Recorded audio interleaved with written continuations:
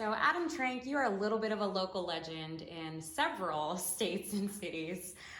You go by the Law Horse. Tell us how that came to be. That nickname came about, I guess it was a self-inflicted wound, maybe 8 or 9 years ago when I first started practicing law, and I got a vanity plate on my pickup truck. And I was looking for something that sort of tied in my profession and my interest in horses, and I came up with the Law Horse. So tell us a little bit about the types of law that you do here and how that coincides with your personal brand.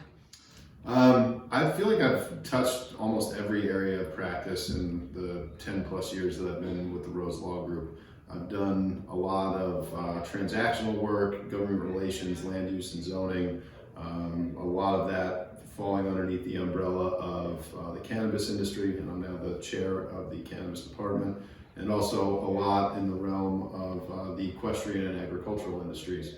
Within the horse industry, we do a lot of breeding, boarding, purchase and sale contracts, syndications, regulatory compliance stuff across all industries. So I've really done a little bit of everything.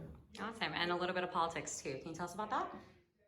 Yeah, so when I first got started working here, I was a seated member of the town council in Cave Creek, which is a community that I live in. And you're also a business owner on top of all of these things we've already discussed. Tell us a little bit about your business and how that got started up for you. So I've been riding horses since I was a little kid. Everybody who knows me knows that that's my primary interest and hobby. And when I was little, the saddles that I rode in were Billy Cook saddles. And in 2019, I learned that Billy Cook, the legend, the man behind the company, had passed away. And I just grew curious about what was going to happen with that company.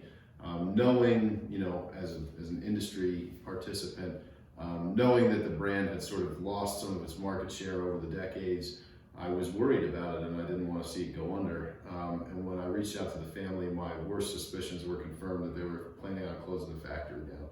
And so I thought that would be a real sin. So I bought the business in 2019. This is Billy Cook saddle right here.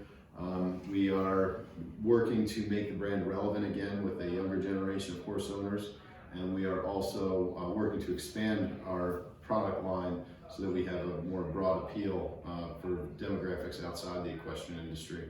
And we're making belts and wallets and handbags and other cool accessories and apparel. While you got all this going on, do you ever have any downtime to just take a break or jump on a horse? Yeah, I try to ride half an hour to an hour at least every day, and I try to get some exercise every day if I can, just to sort of clear my mind and stay fresh.